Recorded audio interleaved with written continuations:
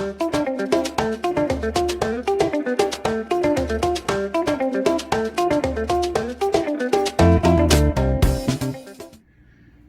YouTube, welcome back to the channel. Today we are going to be checking out the Naturehike Cloud Peak 2 blue version, the Naturehike Cloud Peak 2 green version, which you've probably seen on a few of my videos already, a couple of different mats and some pillows. So let's get these tents whacked up.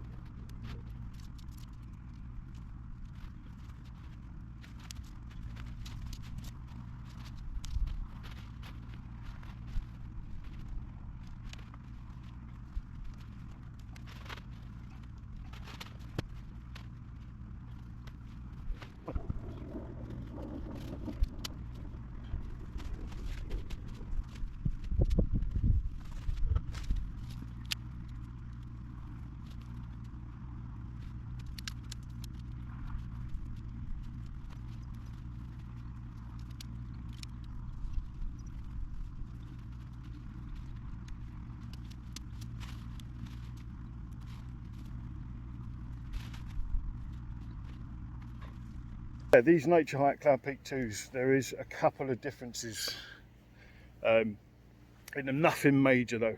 It's just literally colour, bag and the clips are different, which I'll go through now. So on the Cloud Peak 2 green one, obviously you have these clips here that twist.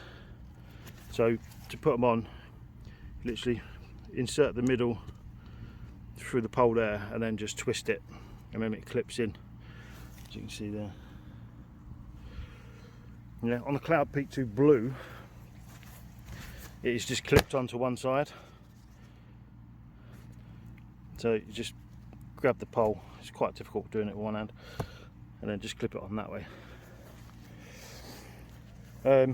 So yeah, other than that, and the colours obviously, they are exactly the same. So with the doors, inside the tent, it's like a T-shaped door, zip going that way, zip going that way, zip going up and around, and that's on both sides. The Cloud Peak 2 green, other than it getting snagged,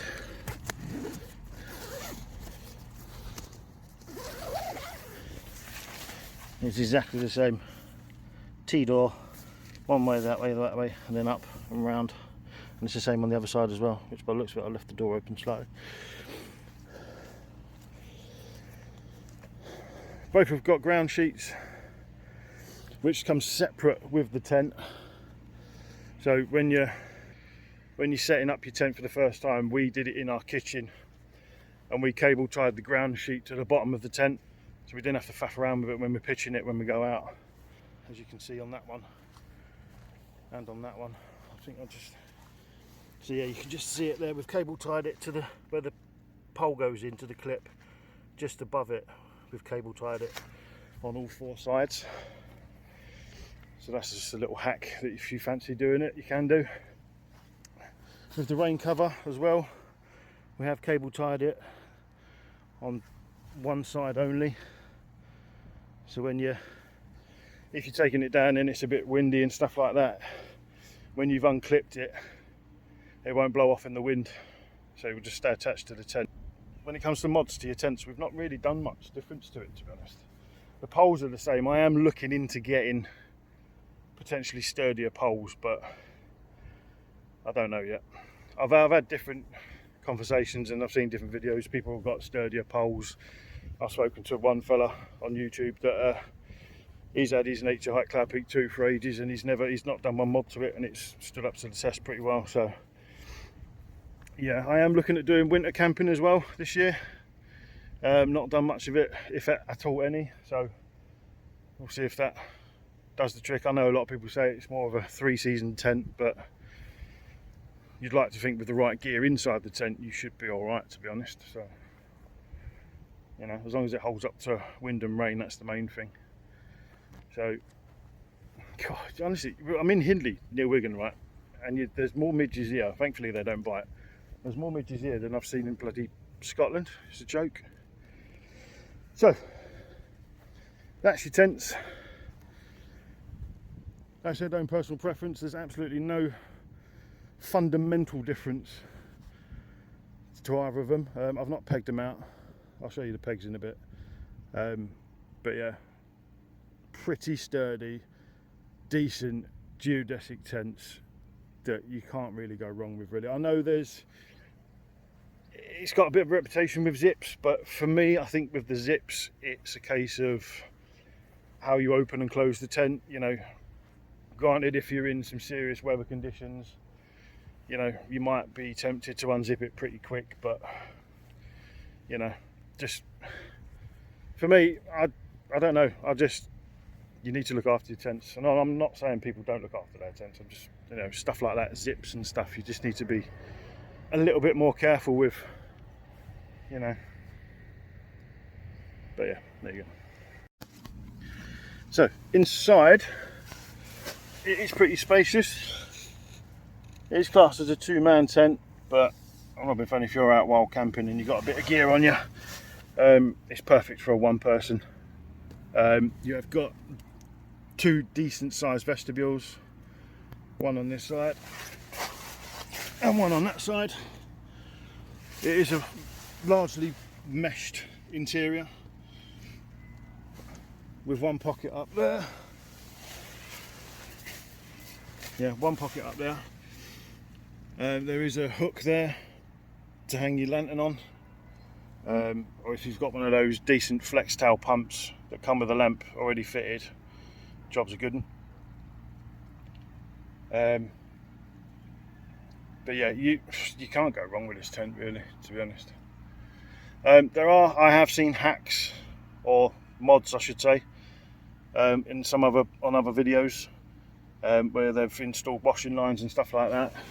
So that's where you can just use these hoops here, and then attach it to you, so you can have like a triangle washing line going on there if you want to dry some of your stuff out. So yeah, there is plenty that you can do with it, which I've not done as yet. Take your rubbish home, people, come on.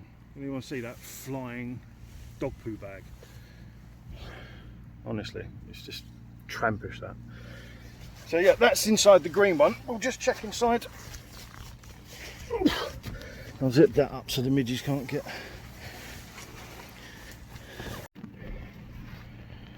So for the blue one, it smells new in here because we haven't used it yet. Well, tell a lie. We used it once at Banglass campsite, but that's it. But it's a hell of a lot cleaner in there as well, because I've used mine a lot more. But in here, it is practically exactly the same. There is a little pocket there. I don't recall seeing that in mine, but it probably is there. You've got your pocket there, which that's the difference. In the green one, that pocket there is a lot higher. So there are really minor differences. You've still got your hook there for your lantern. You've got your loops there and there, so if you wanted your washing line in here, you could do. But yeah, largely all meshed around the edges. But again, like I say, keep saying it is fundamentally exactly the same.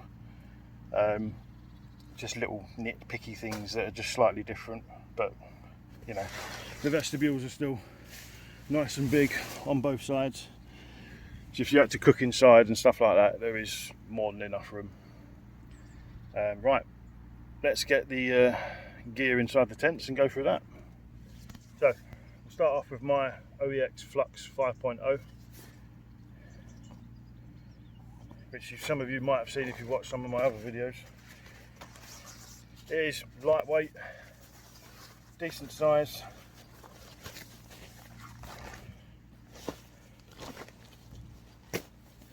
I've slept on it on a couple of occasions. It is a very decent bit of kit.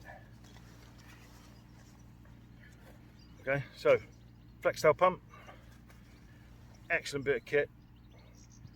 As you can see it there, it's upside down, sorry. There you go, that's better.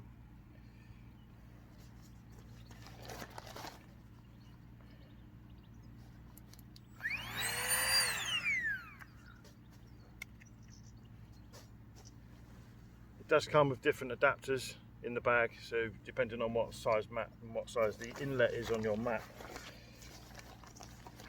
you know, it varies.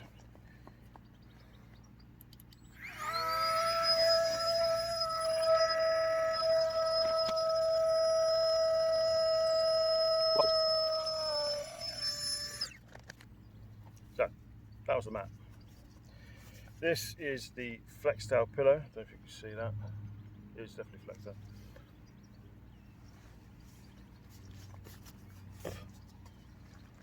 Okay, this you can blow up either with the air in your lungs if you're feeling fit, or again with the pump. You've got to change adapters there.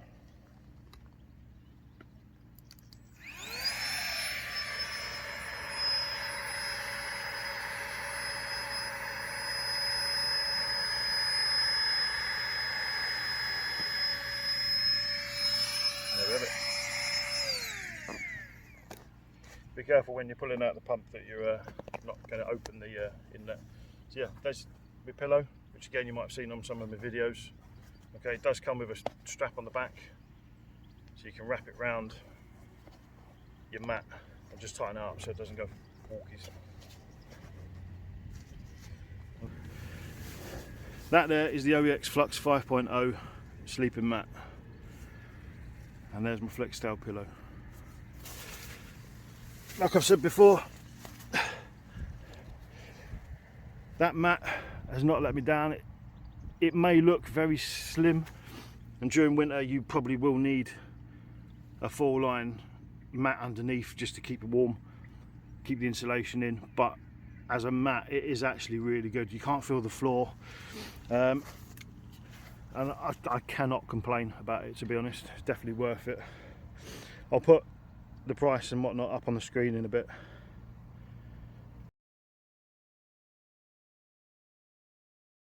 Now in the blue Cloud Peak 2, we're now going to test the missus's mat. She has got a Trekology Aluft UL80. I have seen these on other videos. I think that's where she got the inspiration from. I've not slept on this yet. I am sneakily probably going to get it out on a trip here and there if she's not looking. But yeah, she has slept on it and she swears by it. She says it's brilliant. So, proof's in the pudding. And see how quick it takes to pump up.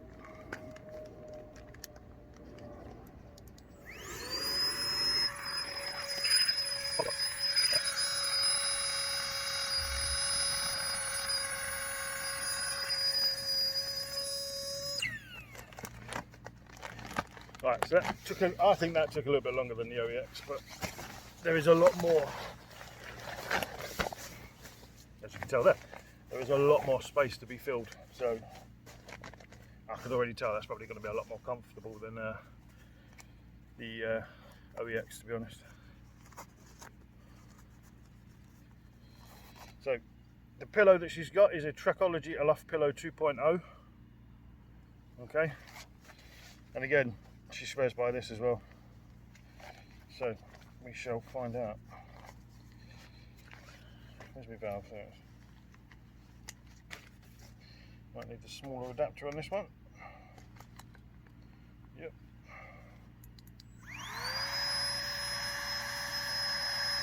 This pump's brilliant, I love it. If you haven't got one, I strongly recommend you get one.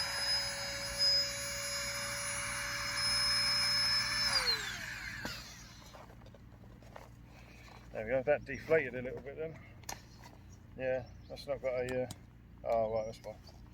She did tell me about that.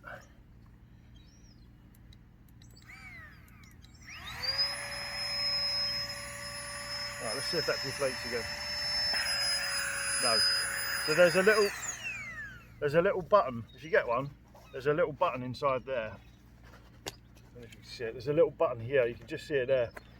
It's a bit like a paddleboard. You press that in, it lets the air out, and if you keep it in and you're pumping it up and you forgot about it, the air will just come out as soon as you remove the pumps. You just double check that button beforehand. Just like the Flextail Pillow, there is a clip where you can wrap it around your mat. So there we go. So that's that all set up. I'm going to lay on it for the first time. Let's see what it's like. Just got to pop this. The missus got a bit well pissed.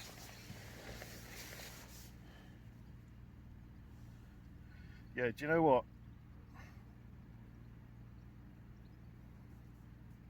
Yeah, I can imagine during winter you'd probably require one of those 4-line mats to go underneath just to keep a little bit of insulation, but I will happily say that that is a lot better than the OEX. I will still use my OEX, don't get me wrong, because it is a lightweight and it's a lot less bulkier than that when it's in the bag. But I think I might pinch this for a couple of trips, I think. But yeah, just to get you a better angle of it. There it is, all set up. So it fits nicely in the Cloud Peak 2 with the pillow. Pillow is comfy as well, I'm not going to lie. With more than enough room there for some bits of kit and whatnot. You know, same goes for the Flux 5.0 as well. Now you can definitely tell the difference. That's fully inflated as well as the Trekology, and the difference in thickness is unreal. But in my opinion, I think both mats are good, and I would recommend both to anyone. If you want more comfort, then I'd probably say the Trekology would be a winner on that one. When it comes to weight, the OEX wins that. So yeah, it's one of them, and you can do these reviews and recommendations all day long, but it's everyone's preference, isn't it? You know, if you like thinner, lightweight mats, or if you want comfort, you know, each to their own, innit? So I'm not fussed either way, as long as it's not one of the old school mats you used to lay on when you went to Scouts, which I had on the West Highland Way. I wouldn't recommend that to anyone. That was horrific. There you have it, the Cloud Peak 2 blue with a Trekology UL80 pillow, sleeping mat, and a Trekology pillow. A Cloud Peak 2 green with the OEX Flux 5.0 sleeping mat and a Flextail pillow. One little Brucey bonus, like I said before, this Flextail pump, and I would highly recommend. Okay, Flextail tiny pump, absolutely brilliant bit of kit. All right, you got the inflate side and you got the deflate side. Okay, so you don't need to use your lungs if you don't need to. Okay. Also, a little Brucey bonus with this, if you've not got one or never seen one, which is highly doubtful if you've got YouTube and you're an outdoor enthusiast, you've probably seen hundreds of these videos. If you unclip the hoop there, hang it on the hook that I said that's in here, and then hold the on button down, you have a light. It has 3 settings, so that's the first one. Click it again, gets brighter. Click it again, third time, that's your brightest setting. You can't really tell, obviously, because I'm doing this during the day. However, it is bloody bright. Okay, click it again for a 4th time, turn it off. But it fits in the palm of your hand. It's not big at all. So comes with different adapters. There are other adapters. There's a little like rubber nib that goes over different items. There is a USB charging cable. My tent's about to take off. This is why you should peg your tents down, kids. Peg your tents down. Okay, I didn't peg them down because I didn't think it was going to be windy today, and it was just for this video, so I didn't peg them down. But that's why we peg them down, kids. So that being said, I best get these down before they blow off. I hope this video helped in any way. If you want to buy a Cloud Peak 2, blue or green, I would recommend it. The mats and the pillows, you know, I would recommend either one of them, to be honest, because I think they're both good in their own way. I am planning on more trips. I am planning on more wild camps, so watch this space. The weather has been a bit grim of late, and I've had a lot of, you know, other factors getting in the way at the minute, you know. Nothing bad, so just family commitments, finances, you know, the usual. But it's the end of the month, so Chonga's coming my way soon, and we should be able to get out very soon, so watch this space. So these are the Naturehike aluminium pegs. They are decent. You get a bag that just goes around the tent. I mean, I do use other pegs as well. I use the Naturehike pegs for the guy ropes, and then I use more sturdier, heavy duty pegs to peg the actual tent out from the bottom. I've seen, again, you'd probably seen it on countless videos as well, that people use an array of different pegs, you know, delta pegs, thicker pegs, you know. It's everyone's personal preference on pegs, but these are the ones that come with the tent when you buy it. You can actually get thicker versions of these as well, to be fair. But yeah, like I said, these are the ones that come with the tent itself, so you might as well make use of them when you've got them. Thanks for watching, guys. I'm going to get these tents down, like I said, before they blow away. I'll see you soon. Thanks for watching. Genuine question, right? What do people use to film these days? Are you a phone person? Or are you a GoPro person? What's the crack? I mean, I tend to take my GoPro out with me, but then I don't end up using it half the time. I end up using my phone half the time now. So hit me up in the comments. What do you prefer? GoPro, phone, or something else?